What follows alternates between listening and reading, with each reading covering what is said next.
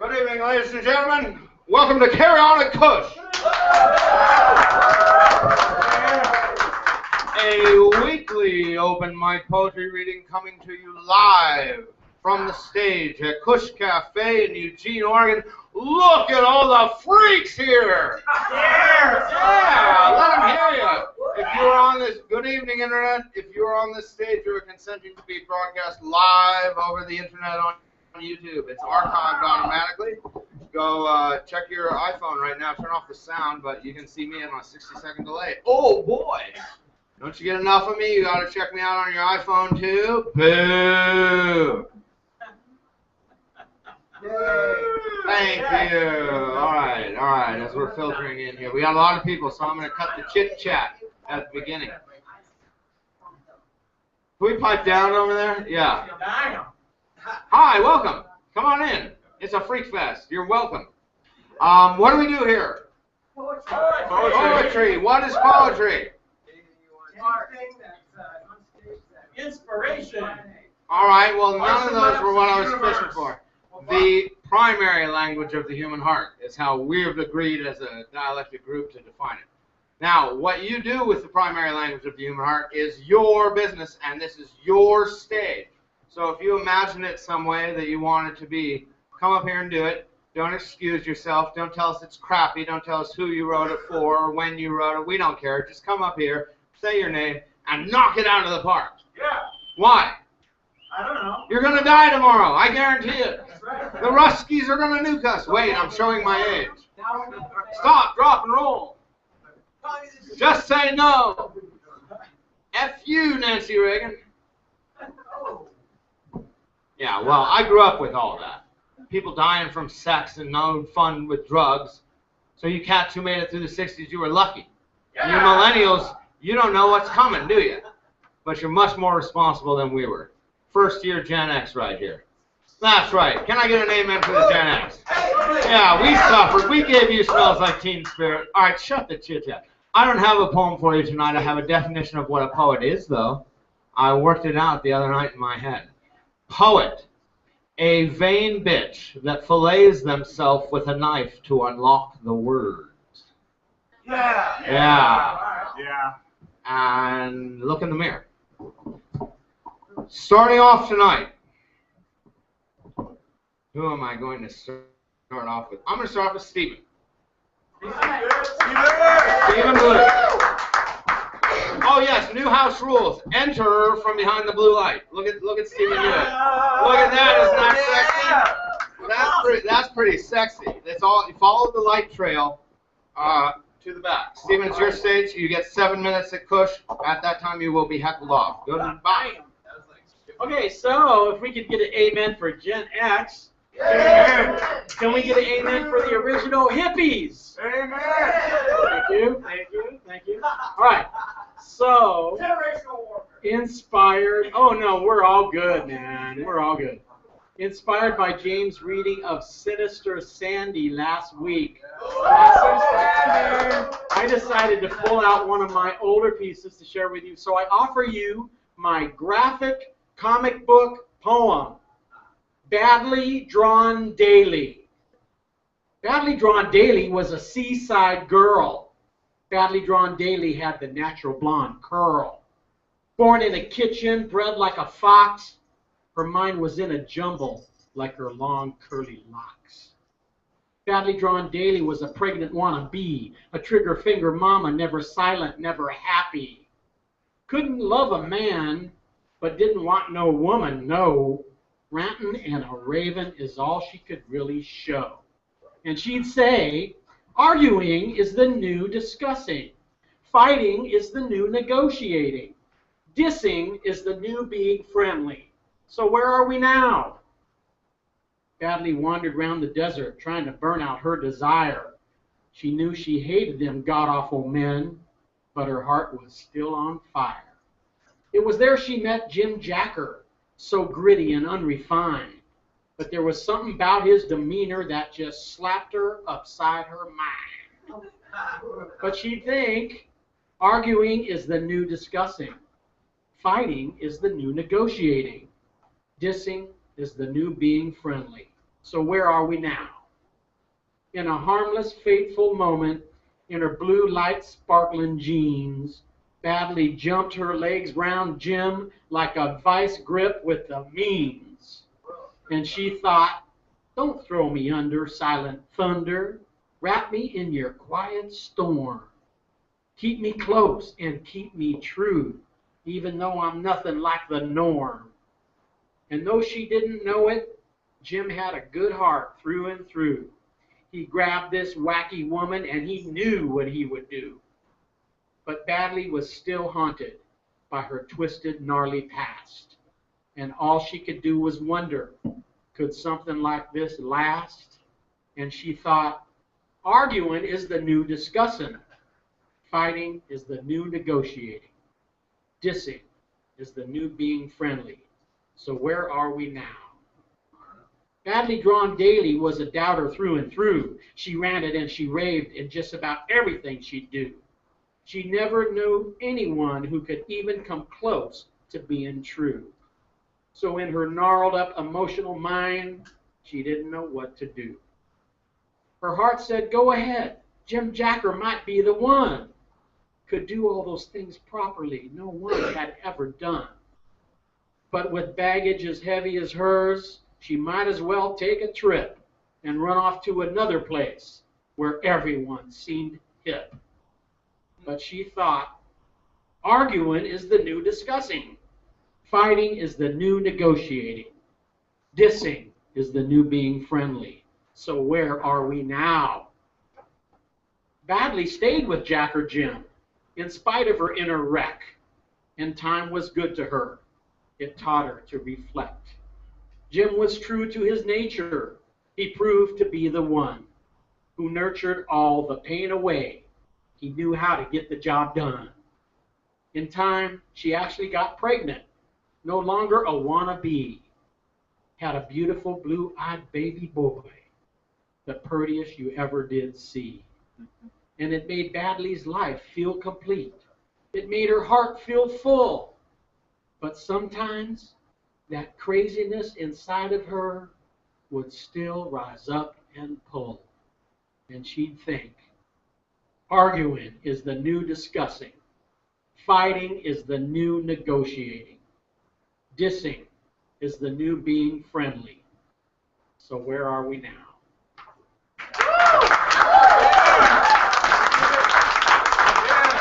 Next week, Badly Drawn Daily, Part 2. Oh, yeah. All right, well, I just can't resist doing one. I can't. I'm a junkie for poetry. Give me poetry. Where are we? Where's your fix? Where are we now? Cary on Cush, Eugene, Oregon. My name's Kit. I'm your MC tonight on this journey into what poetry can be. So this is called Lark's Tongue. And then we're going to James, Jeremy, Candace. Lark's Tongue. Even at the impulse of the lark's tongue to sing, I am awake, alert, abstaining from any sound, myself the very rigid form of listening. I shake it off, dream, become real, and become deeper dream, outright lost. I am a statue, fording flame, fording rivers of weeping. I trick myself to listen harder. The lark disappears, and my own throat is thrown open to sing, to lament, a person, a shape, a ghost, still myself, still ferocious, if toothless. Still myself, disassembled again, lost, profoundly myself, and lost again. Jeremy, come on up. Use the new stage entrance. Come on. Oh, wait, James, I'm sorry. James. Use the new, yeah. one of our favorites here at Cush, like you all are. I'm not joshing either. James isn't important. I'm not important. Steven's not important. We are important, right? That's the catchphrase. We are important. Because we are it. Go, James. Knock him out. Let's get this now. Yeah. Go, boy. Enough already! I have had it up to your armpits with this unwholesome drama. Your wife wants to be a singer. She goes all the way to the end of the audition line, makes it on American Idol, and the news in the same day. She became both an international treasure and a terrorist. Your brother is holding a ketchup factory hostage because he fucking hates ketchup. In fact, he organized a militia to take down all the ketchup factories, eliminating the problem on an international level. Meanwhile, your wife is demanding that everybody in America stay tuned, or else. This has gone too far. Ketchup isn't my enemy. American Idol should be canceled. And the news is going crazy. Journalists from magazines like Mayonnaise Quarterly are knocking on my door, taking pictures of my fridge. The Washington Post swears I am pro-horseradish and have joined the anti-ketchup insurrection Boy Scouts. It's a mess. Good Lord. Your wife is going mad. She demands that the stars from The Last Comic Standing and Jersey Shore try to captivate the world better than her. They can bring laser batons and baseball hats. Otherwise, it's an unfair joke. SWAT teams are eyeballing me, watching this madness, locking my door. Then the government bans curtains and nice pants. This is not what Oscar Mayer would have wanted. My brother has tainted all ketchup going anywhere. The Mayonnaise Quarterly people are scared they might be called communists because of the Dutch. Come on now, people. These are just condiments. It's just TV. Who cares? Can everybody please just march back into something that makes sense? What about the president of Kraft? He's crying himself to sleep now. This is bullshit. Just come home. But you can't. You're in too deep. Waiting around in vats of fresh mustard. Wide awake with the new belief that it is holy. Painting his and all his comrades' skin yellow to dark Dijon brown. The war on condiments has begun. They're rounding people up, confiscating our barbecues. This is a mess. Granola is being dropped on all major cities, along with other stale cereals. The entire country is frightened. All the survivors are going back to their island sets and trying to remember what they learned on that damn show. Every former American Idol is being put on a safety list, with armed Michael Jackson bots protecting their houses. The future's so fucked. I will just load a Thanksgiving turkey with Smarties and gummy chickens. Then I will mail it to Trolley. They will know what to do about this. I will as well put protective baloney on all my windows and doors. This will keep the Associated Press out of my hair. Finally, I will wrap candy wrappers on my TV and cut the cord so it never turns on. Then I will send a letter written in pure Canadian maple syrup to my brother, just before the fuzz takes him and his followers down. That will be my destroying angel hair pasta deity of peace. I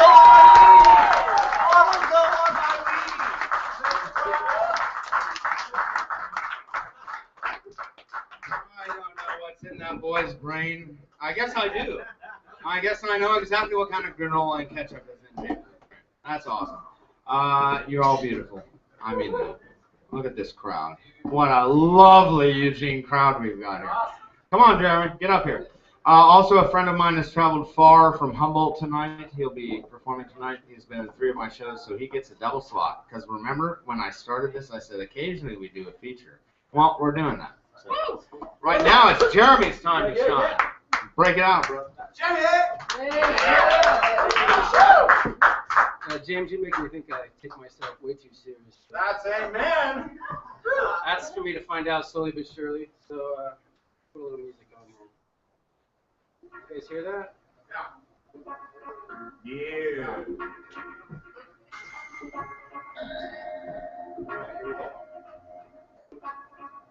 The rock and roll show, everybody.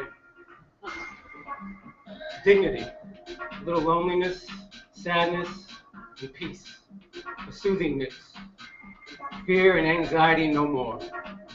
Riding on the back of the ageless Galapagos, hand blocking the sun light looks high. Though it's my eye that views the sky. No more religious hierarchy, no more mental imbalances. Galapagos everywhere, aware. I may think there is a God. And if there is, it is because I think there is. Awareness of pain and the choice seems so divine to do something about it. I should never forget myself. Extending myself into all things, don't have to worry about forgetting anymore. As Popeye says, I am what I am, what I am, what I am, a wonder of wonders. Okay, so, you don't think that's a little egotistical? No, not anymore. The ego, the me stuck in this body, the me afraid of others, the tension, the between. The other is now no longer a reality, not really. What is true will not be locked in. Yeah. Well, do you find yourself being, thankful about being alive? What is there to be thankful for? I mean, to who am I thanking on high? Undivided, the wonder of being will suffice. Well, let me ask you something. Since you are now indivisible, as far as our fellow beings are concerned, do you think we should protect all the animals in the world from harm? Protect them from humans. From humans what? All or nothing. All or nothing. You are the light, the truth, and the way. Well, that's what Jesus said. And he was talking about himself, right? Exactly. The true I, all eyes, on land and sea and sky, each individual different, yet us remains the same. As I become everything, as I already was, I either become love or an egomaniac. Either way, the I immediately becomes free from the pangs of dualism. The egg is cracked. The clinging to the self, the drama to go through, perhaps for many years. When I get out of it, immediately I expand into countless possibilities. When I see an animal, I see me. You, same thing, free. You can't cage the truth, right? So let me ask you, why is it hard for many of us to become what you say is free? Religion, misconceptions about reality, feeling inferior. Inferiority will always be like a prison. Yeah.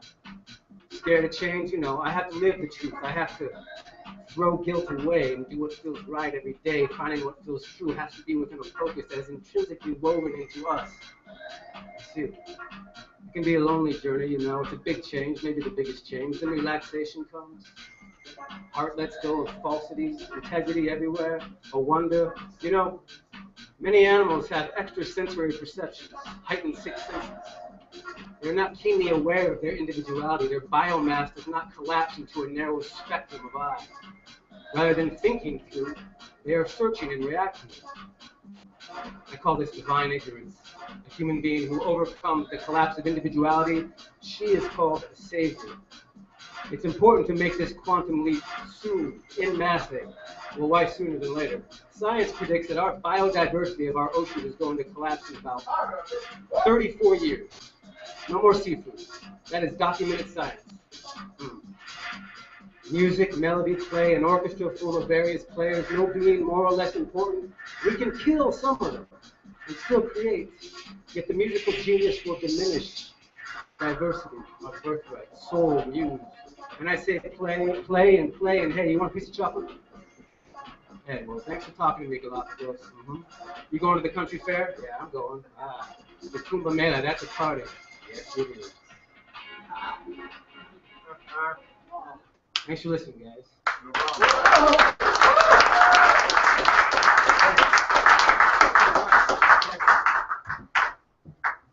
All right.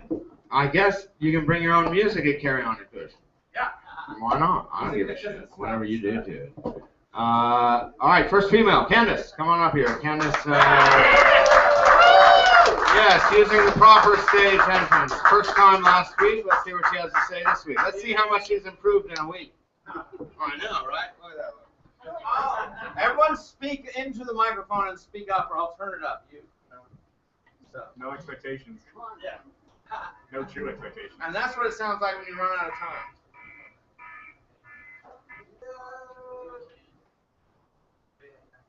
Go. As you said, my name's Candace. And Yes, my poem it is is. called A Letter to All Pretentious Poets Who Put All Their Eggs in the Poetry Basket. Awesome. I had a tantalizing thought today that has left feelings of both revolt and revelation in me.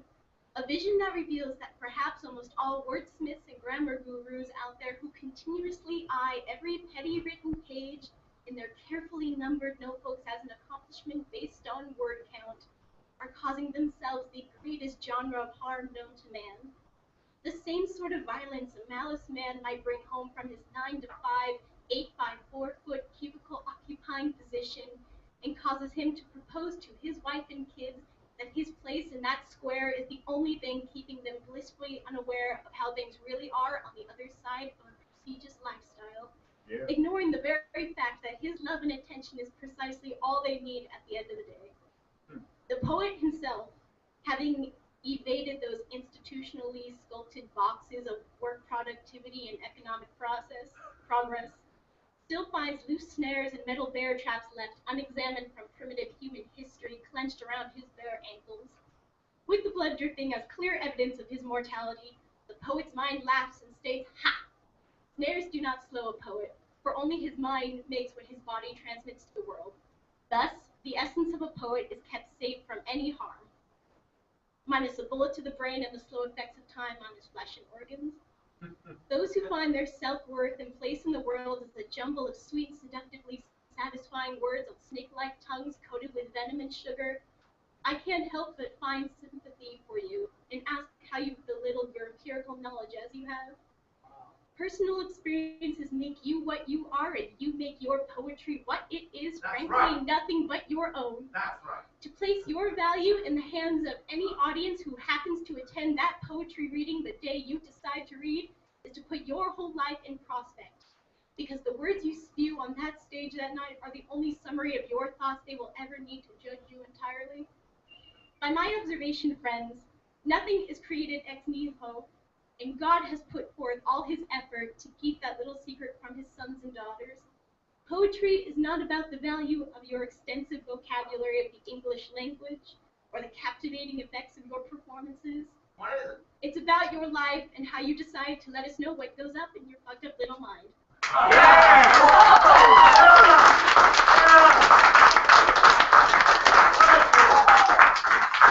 That was beautiful. Never judge a poet by their size, shape, color, hair, no hair, age. Don't judge anyone. Just don't. You don't know what we're capable of. You all are capable of more than you think, because I've seen it here on this stage night after night for the last 4.5 months. So whatever you want to do, you can do. You can do it right here at Cary on it Cush in Eugene, Oregon, every Tuesday at 8 o'clock, live on YouTube. Thank you very much. All right. Let's go with Austin, Karen, and then we'll go with Damien, and then round out the rest of the night.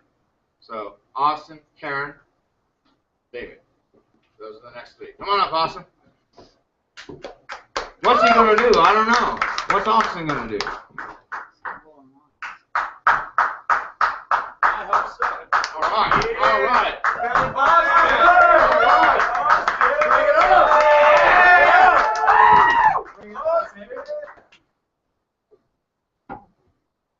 Howdy. Hey, What I'm going to do, I'm going to start this night off with what is ostensibly a Quranic prayer or something to that effect. All right.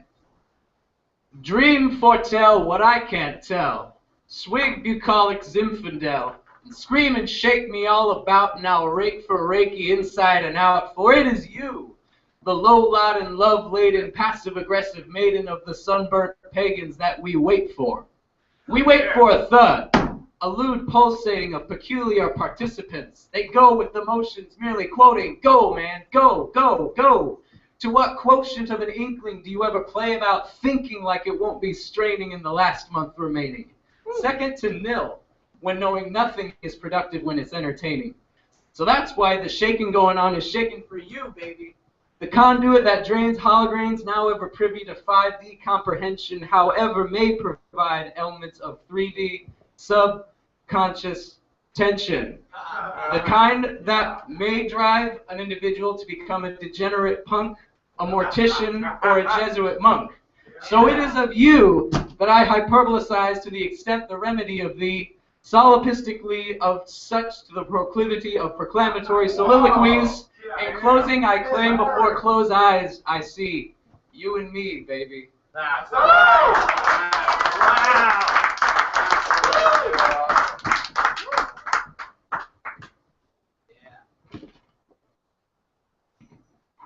Don't have the most together of it, but so I'll just do a rerun or do a rerun for some of y'all.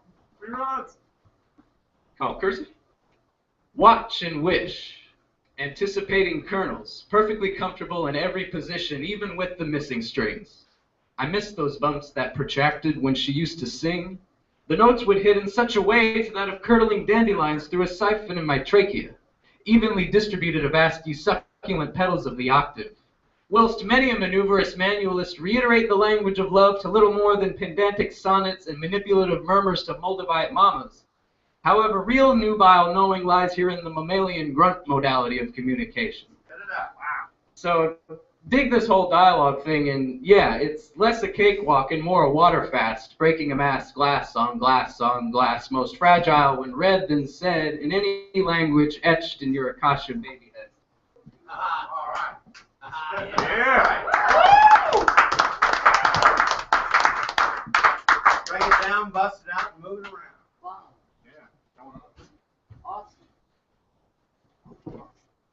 I'll close it off on a bit of more of a slower moving note. It's called A Pretense of Place. So take your time. Although I'll see you when I see you, and although you can be very specific, there's a lot of meta in what you say. But I like that. Taking it in even headily and giving it 2 years, or at least 2 months. Such a seemingly simple situation, shortened in shelf life correlation, but still you're very helpful. And what you say makes a hell of a lot more sense now than it did on Flag Day. Especially the part about the Japanese maple leaves that had me howling like a horny old lady. It's a bit hokey and old-fashioned, I know, but these are insurmountably the kind of things that pull at a farmer boy's heartstrings. So I ask, less of if you are free, but to what degree you've got no place to be.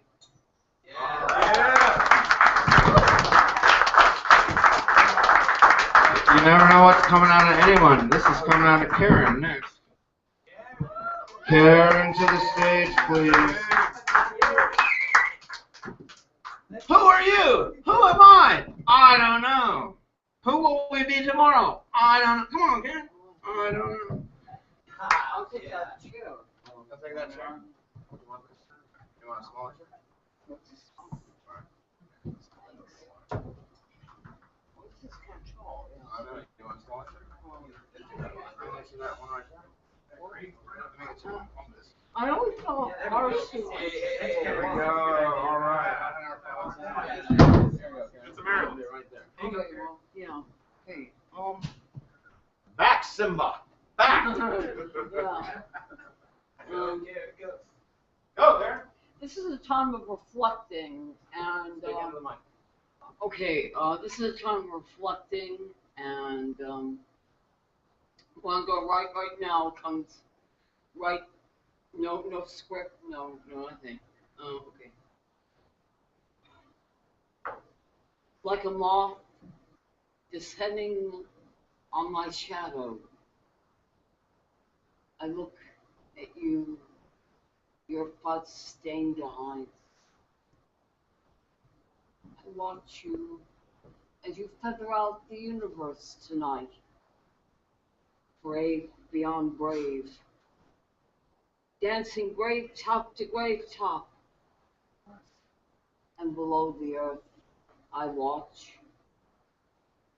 I wait like Persephone's daughter, and each almond-shaped tear of the sky tells me to wait. I am indicative to the sound of my voice. A howling seems to dance skin top to the very precipice of your mountain. I am naked below the sea, below where the waves cannot touch and the fire and is like a match in an ocean of sound, caressing me.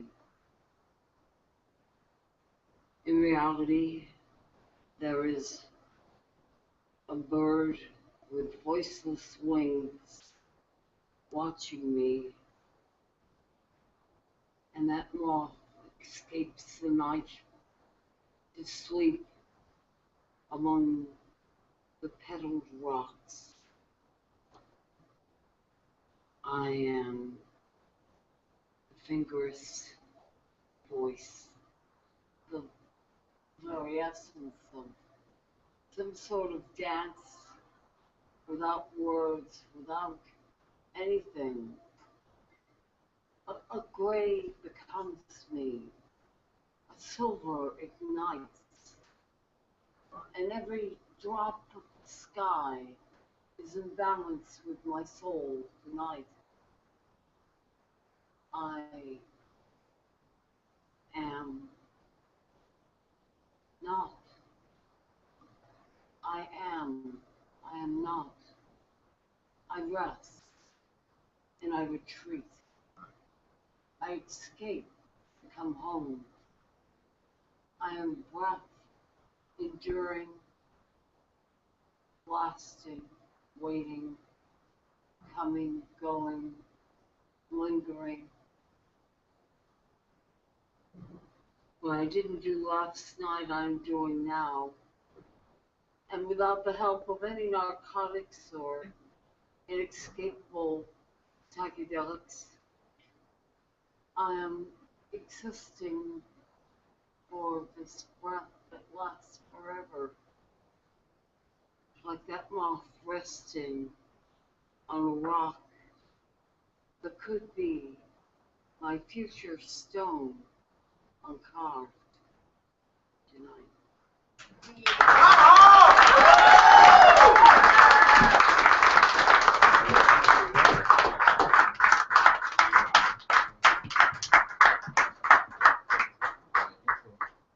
I like that moment when Karen just goes off, and you can see it, can't you?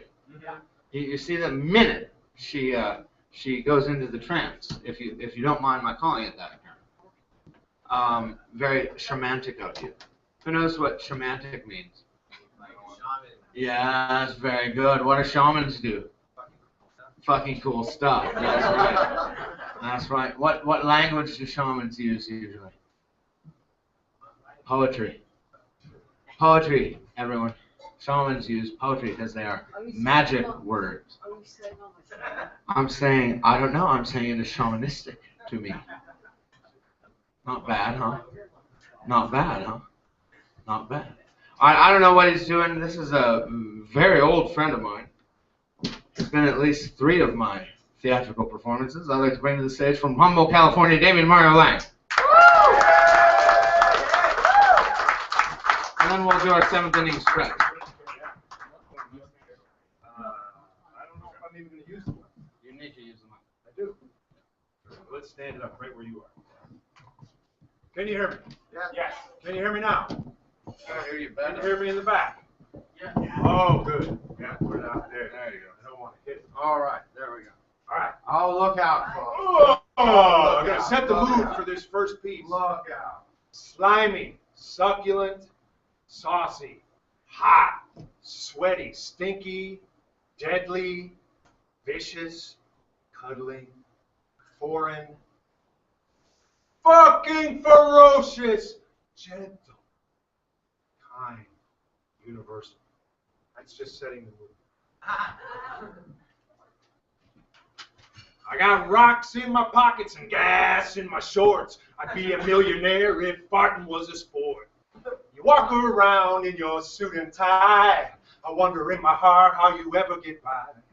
Steel and concrete, no place for my paws. My mama taught me early, she said beware of their laws. I'm talking about A, and I am A-L.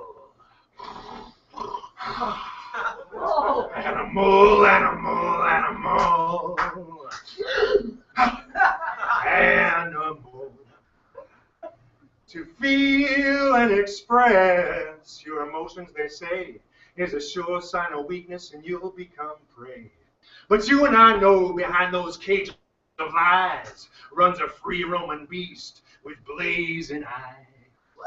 I'm talking about A, and I am A. Animal.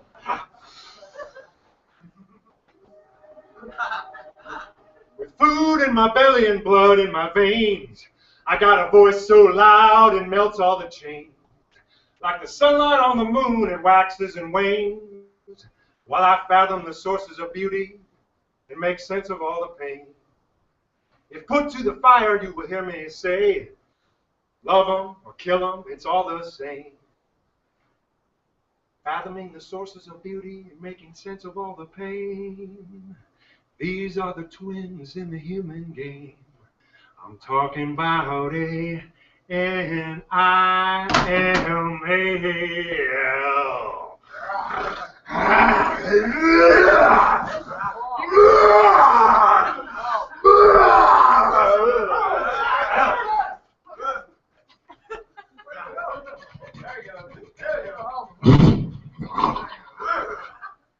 Name that animal. What animal is that?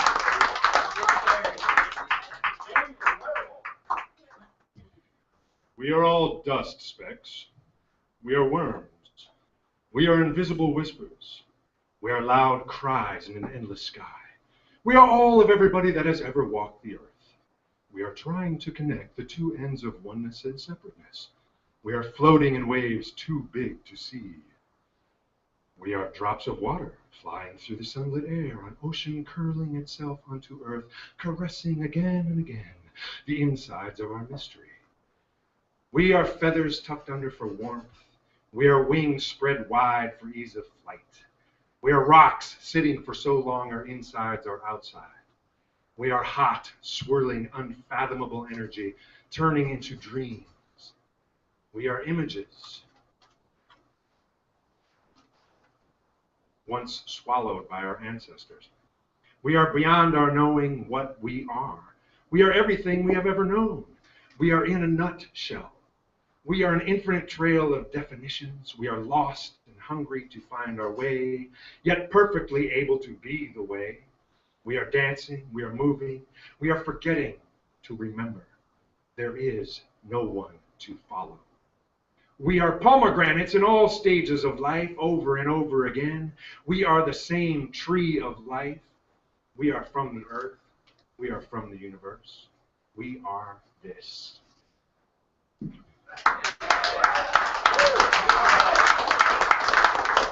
What's next? Oh, man. Okay, here we go.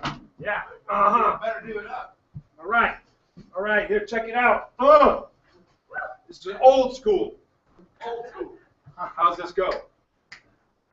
The very first thing I remember was my brother and I lying in bed and wondering why our mother and father were in the kitchen yelling at each other, just bitching and bitching. I can see it in my mind's eye, clear as day. The two of us looking at each other saying, how much longer must this go on this way? Why did they do it? When will it stop? Hey, Pop. Hey, Pop. I am your son, and so is he. We'd like to ask a question so delicately. First of all, I want to know why you moved away. Why did you go? Mama tells us you're a mean drinking man. Well, let me say, I'm only a kid, and if it could be done, you know I'd love to understand. But now I sit here crying all alone in the basement, just me and myself, caught in a whirlwind of confusion and pain. The bad stuff enters my mind again, and as I swallow and suppress it, I can't imagine when it will stop. But hey, Pop, I need to know what's going to happen. Now that you're gone, I guess I'll just keep rapping. I've got to have you as my guide, tenderly being here by my side. I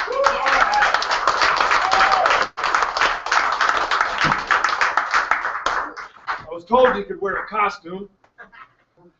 Fucking hot as hell. Yeah. Jesus. Power Lord have mercy. Oh, Oh, you people living inland, man. ah! Guys, you want to play with that while I do this? It'd be great. All right. Anytime you feel like blowing that thing. Some owls may arrive. Okay, where am I? What am I doing? It's a poetry. Poetry. All right, this, oh my God, I put this on and forgot to do the character. Here we go. Okay, hello everyone. I'm Professor Gastamp, and we've got a message here from Super Spiral Man. Let's give it a hand for Super Spiral Man. Yeah. Okay. And you know he's that guy. He's the galactic surfer of earthly and cosmic waves. He's born on the cusp of the outer space, and he lives to serve us human beings, trying to help us out here. And he says, it's his message. He says, "Greeting, Earthlings. Here we go, and there we go, and up the spiraling magma of creation. Grown up from the earth, a miraculous birth." And I can't keep that voice up. Back to me. Oh my God, it's hot. All right. Yeah, that's better. Birth in a miraculous universe, turning and spinning, and we don't know if it's going to pop, when it's all going to stop. That's how we roll, unraveling our soul. Right here, right now. Wow. Present in the moment. Check it out. A moment of endless spiraling, swirling, vibrational streams of moments. You're streaming yours, I'm streaming mine. We're just a hair on the galactic flywheel. Isn't it sublime? The super consciousness of a circle welcomes us to heal. We thought we could steal the fame and fortune from Mother Earth, bent sideways from birth. We didn't know. Imprisoned in a coercive, industrialized education system, how could we grow? We grew whichever way we could. The spiral essence surging through our DNA, even as we closed our eyes in pain to sleep another day. This is how the spirals play. There's no other way except out and back in and back out again. Humans are blessed with conscious memory to remember what we actually are, a spiraling, circling entity from an invisible star. Some think there's nothing we can do now that we've traveled this far. Maybe that mind is pickled in a jar. My mind knows there's still time on the clock. The new paradigm team is about to rock. They thought the Industrial Revolution was the champion of the world. Shit, turned out to be a poison out of balance fucking tilt-a-whirl. Jumped off the side rail from the start. What? That's not what it says. Jump off that ride while you're still alive, brothers, sisters. Join your sisters, brothers, and mothers in support of Mother Earth's children of today. Stand up. Speak up. Press the on switch. Start a global, solar-powered, super spiral circle go round. Get up off that thing and find your groove swing. And not just for one revolution. Oh, no. It's too late for that. This ride's about to go off the track, off-road, off-grid, off-limits, and onto a completely new electromagnetic, subatomic, vibrationally legitimized oneness made easy. Mass education in the field of spiral awareness and remembrance. So dig deep, my friends, because what's in the shallow pan will not sustain you. One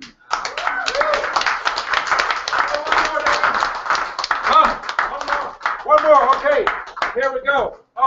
1973. You guys remember that year?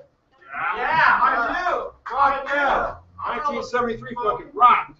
Where are my glasses? I was 1 year old. Yeah, you were one. My mom was 1.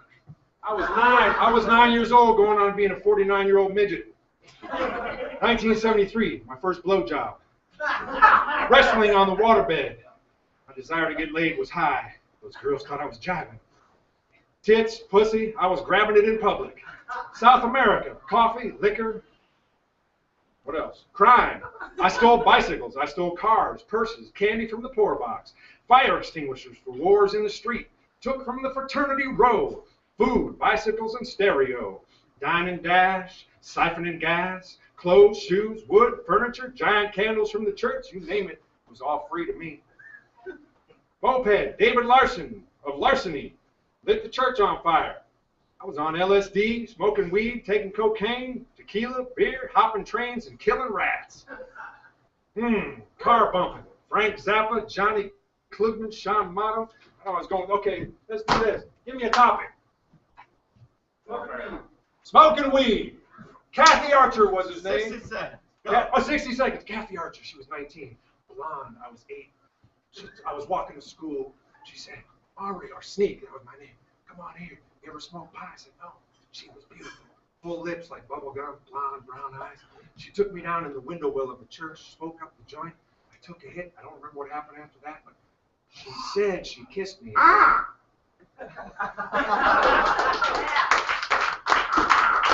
Thank you. Man, that was like taking a hot shower. I know. Thank you, David Mario Lying here, Cary on the Cush. Come here and get this. All right, we've done it, folks. We've busted the back door of Cush open because it's so poetry fire hot in here, and we got a fan working. So please speak up over the fan. Go stand by the door if you're about to faint, because there are a lot of people in here. We still got poets to go, so if you want to stick around, do cool down. Andrew, get up here immediately. Give these people something. Give these people something to believe in. Let's hear the good word, brother. Can we cool down this hellish inferno? Hellish inferno. Woo! Man, I feel like a real star walking through this thing. One thing's for sure. You guys are all a bunch of weirdos. I'm just gonna say that. It's now apparently clear everyone here is a bunch of weirdos. So I'm gonna read you this poem that is entitled "Mushrooms and Brownies Seem to Always Cause Feelings Like This."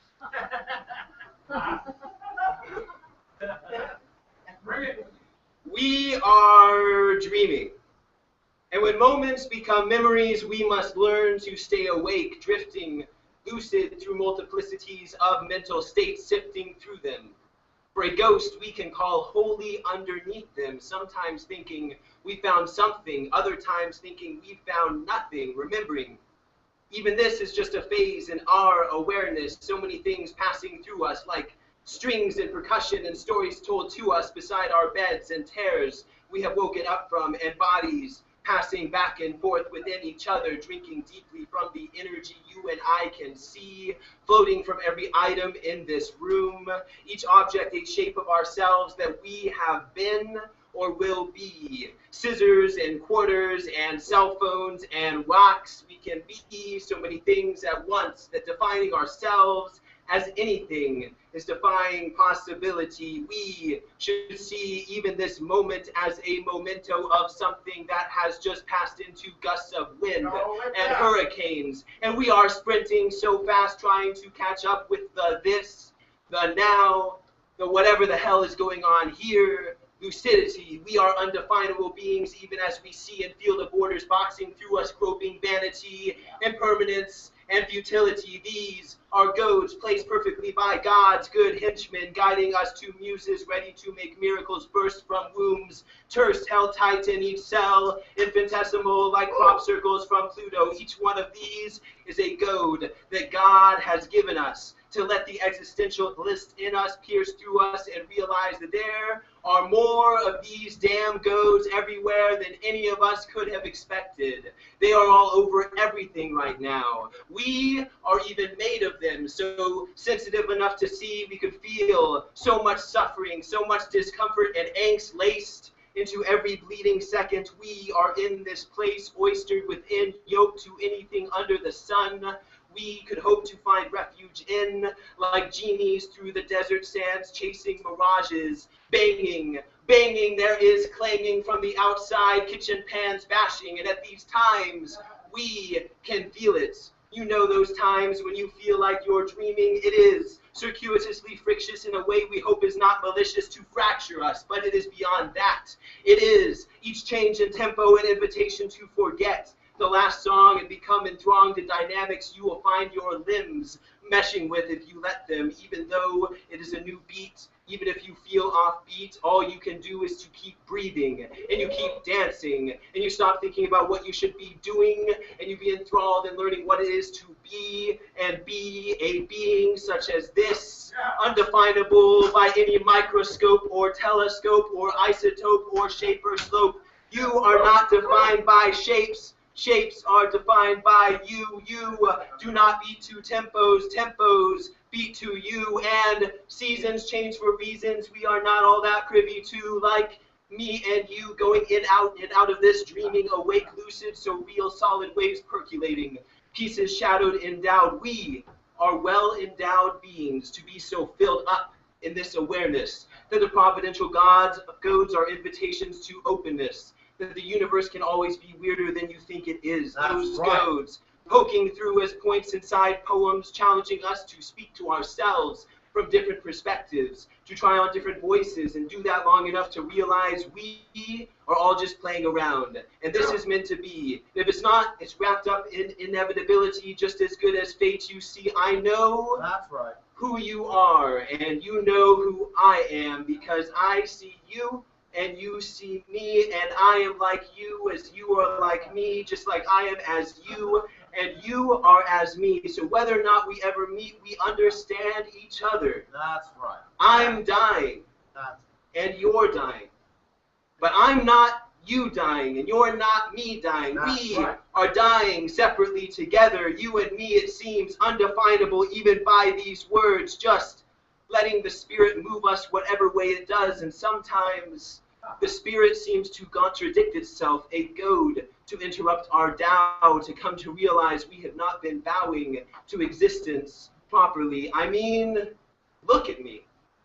Look at you over there. Who do we think we are to be doing any of this?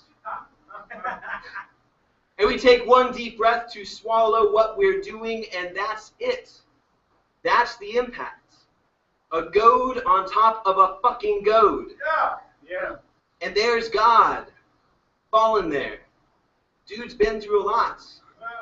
But there he is, still breathing.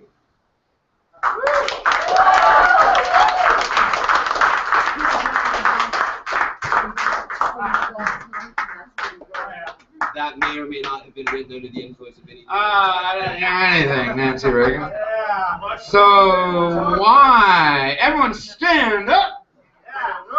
Reach for the sky. Oh, feels so good to shake my body, everybody, shake my body, shake my body. Every poetry reading should have a 7th inning stretch. We're in the home stretch now, people. All right, let's have some coffee drinking in this house. Let's go get some coffee. Some of the best coffee on the planet. And that's no joke here at Cush Cafe in Eugene, Oregon. You could travel 500 miles from Eugene, Oregon and never find a better cup of coffee. If you're reading, you should be drinking coffee. Got it? Yeah. All right. So here's a poet I've known for many years. And I always knew he could handle himself on the stage, so I used to cut out a lot when he was performing and smoke a cigarette.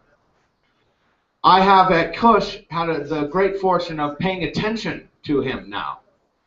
And I find him to be a consummate wordsmith who is talking about the truth And I would like to bring up Phil Crow.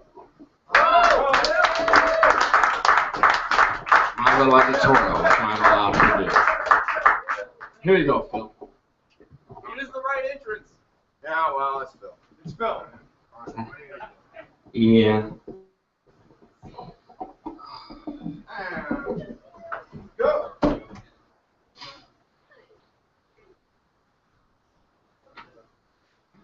The nightingales of fury, the derelicts of Babylon, whose lungs breathe a gasping diaphany of billowing smokestacks, the dust of their mouths ember and crisp, and their eyes dilate with terrible penumbras, shaping tentacle masks, covering the faces of a generation gone mad with lust and contraception.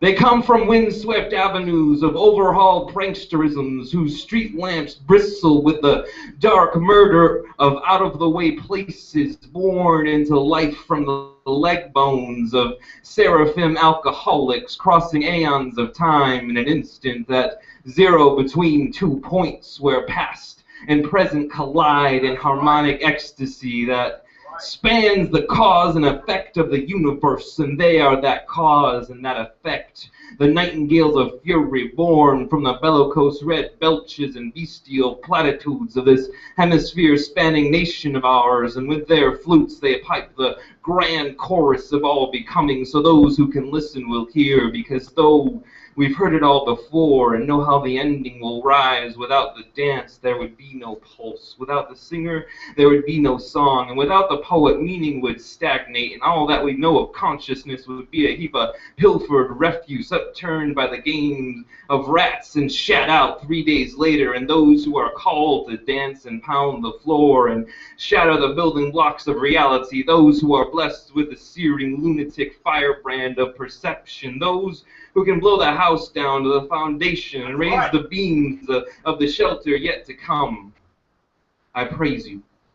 I raise my voice to shatter with you the black marble halls of those who would call themselves gods and seal the secret of fire within the gilded altars of our own being.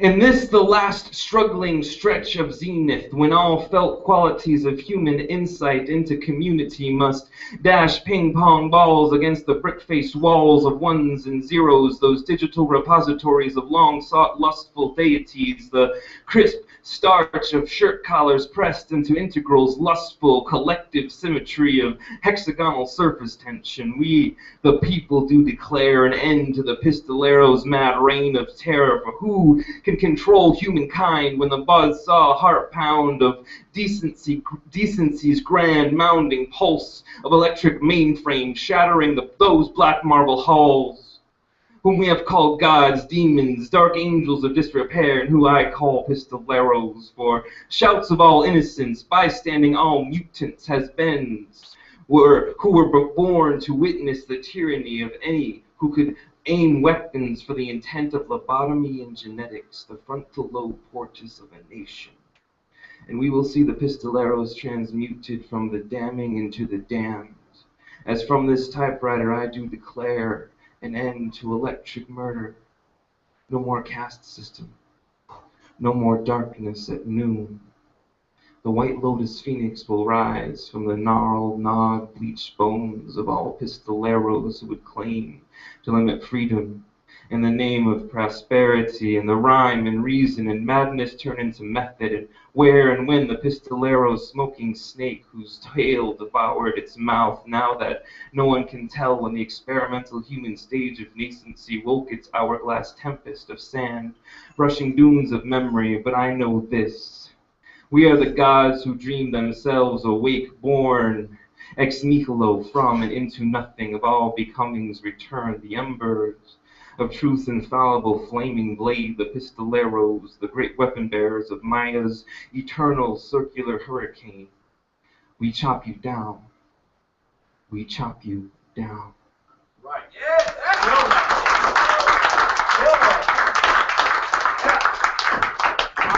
All right, thank you, Phil. New pistolero rule. If you are not signed up by 8, you will not be signed up. So, that's a new rule. So get here, sign up between 7:30 and 8. So, someone new, we got Porcupine right now, Bix, and Max. And that's it for the night. That's it for the night. Come on, Porcupine, get on up there. This is our first timer here at Cush. We don't know what Porcupine's capable of, so let's give him a listen. I love his outfit, though. I think that's swankin', kind of retro-futuristic at the same time. Go. Kill it. Kill it. Kill it. I'd like to start with a joke. Man sleeps and finds a riddle to beauty within himself, but awakens to nature unknown to him. A house of God. Curiosity gets the best of man. Man is relieved to find it is abandoned. All but the literature and the writings, nothing unseen before. No attic, no stairs, no elevator, empty rooms and empty walls, but a basement. Hidden in the dark, tucked away, the darkness scares man, but curiosity gets the best of him again. Under a cloth, a mirror, a television, reflection.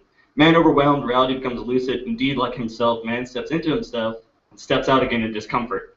Sound, noise, not of man, but of God. God has returned. Man looked back and saw how he had changed.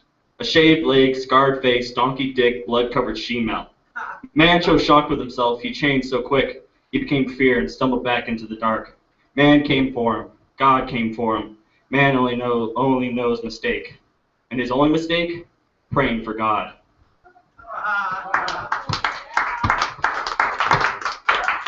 These poems are entitled as much as I am, except the number we are given and expected to rise from, to some more.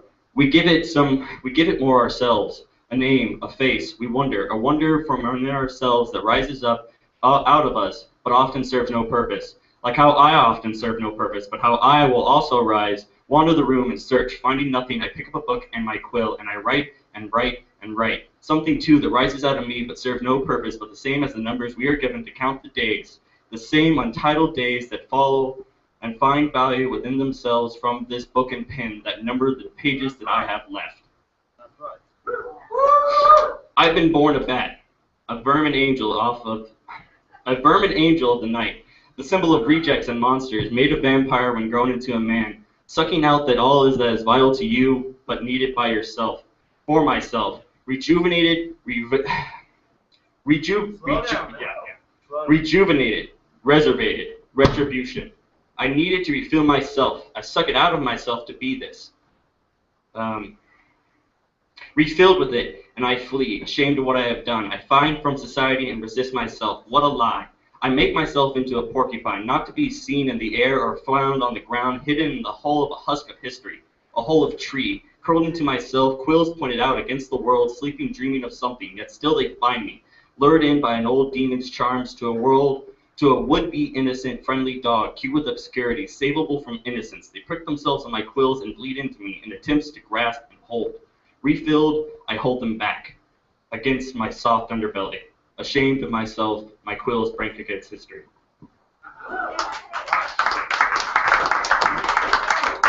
Good morning, sweetheart. I am a collection of inspirations. An antique shop of failure and art, self-loathing masturbation is used to pass the time and further me from a past of cheesy rhymes and graffiti plastered cats. It took to build a porcupine ambitious for a show, trying to shine when it knows it can only glow. The music can be created with passion, but people are all cold to a twisted incentive and accustomed to bold. I kid myself and sometimes too much. I'm too selfish and I'm out of touch with the kids of today, so what am I? Remember what to say and wonder why. This is my way of keeping myself. With a personal welcome. Oh, what a pleasure to see. Visitors are seldom. Look around the store, see what you like. Ah, classic hardcore leather with spikes. There are some record players in our collection. Vinyl is always better. This knowledge is an inspection that side effects affection for old in search of history. That gives value of gold and adds mystery to people's reasoning, to my logic. And why aren't they leaving this psychotic alone like it was? And I've said enough. But when you are an antique store, you have to be tough. A reality show, a real horror show to myself is my own thoughts. But that's personal reflection, which is cool. But my negativity is overwhelming, surrounded in a forest of regrets. Seeing you aren't cool is cool. Humility and shit. Although my attempts to uniquality have been redundant, my cares for others have continued. The idea of myself is uncontrollable, but my personal affections of them and their ideas is positive and supportive. I feel the ego rising, even this humility, by the compliments of my compliments, effects of others' egos. Horror movies have a redundancy where you know the plot, who dies, and it's easy to call. My life is redundancy, just like my attempts to satisfy my urges to large amounts of women, especially larger women. The sweet, curvy, smooth, large beauty is much like my once for life. Ironic how my once in life would be the same for life. Redundant. I'm either complaining or begging in everything I do. I miss the days where I talk about something else. I talk about desire, like my desire for fat chicks, like always, and like my change, like always, and duality. And life couldn't be redundant. Shit. Fuck. Well, maybe I shouldn't just shut up, but have sex with me anyways. Yeah.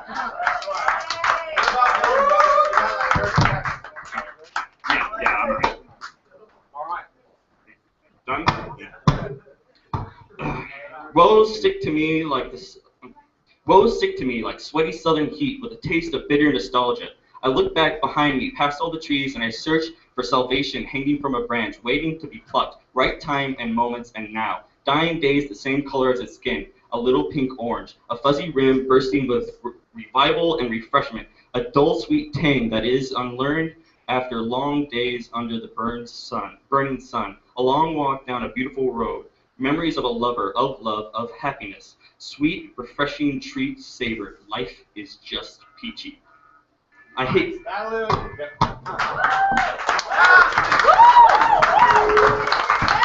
All right. So, if I tell you to be quiet, you're doing a bad thing. Why? Because we don't talk when you're on this fucking stage. So, I'm making a point there by being all aggressive and stuff. I'm not. But, you know, if you want quiet, which we give you, be quiet for other people. Do I even need to say that? It's wonderful to see all the poets tonight out here. We've got two left. Bix, search your way upstage. And then we got Max. And next time, show up before 8 or you don't get on the list because this is hot and long. Come on, Bix. Bix has been coming for a long, long time. And it's wonderful to see people like bounce off each other and do what they do over time. Do it. Okay. Tycoon Pillow Talk. 1,000 miles away, a voice over the phone. What are your credentials, sir? As the albumin goes flying and the sound of crackly grain is frying, anything you can say and will be used against you in the court of my mind. The catchy corporate slogan has saved my life again. I can hold my credit card high in defense of my completely indiscriminate sensibility. I put my diapers on, I go play in the mud like all the other kids. I'm no different than the lady under the bridge. I pay taxes to the people who put her in her place. As I wrap my aloneness around my sheets, I feel the longing meandering in between my heartbeats. The soft shadows cloud my mind. They make it hard to vote for any old cigar. Smoking crony.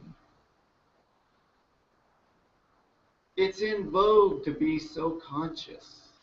They are stale, manipulating contract signers with all the guile of the Mississippi River. Stocks, bondage, military, monetary mistresses call me weekly, telling me, pay up. Pay up now. My impotent response is paper thin, and my cavalry is quivering in hiding. She sees me through with all the combined skills of all the old girlfriends. Oh yes, all she has to do is squeeze until my face is red and my cheeks glisten with sweaty tears. I'm not worried. She will. On one side, the tripwires of tantalizing bribes wave their fast promises to my face. The other side shows nostalgic toys of my past fancies like candies. Familiar pleasure, caught in comfort. I'm caught wondering, when I have to end this dialogue, he and I pretend to be tycoons over the phone. we're convinced we can win each other and in turn change the world. That's right. What we don't know is the global number is unlisted.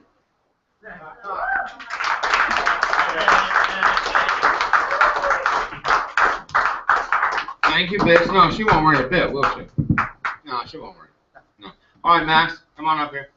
Please leave your beverages out in the house. Yes, I don't want my nice PA head getting Coca-Cola from Mexico all over it. That's right. Do you want to use the mic stand or hold the mic? I want to. All right. Here we go. First timer here. Indeed it is, but it is my first time here. You know, when Kit talks about bringing the intensity out, it is something you really got to have. It's a gift you got to have. A gift of the Gabagos, you know. It's something that you want. Not something you read out of a book. Not something that's pretentious or liberal or smug or whatever. It's something you have. Something you grab.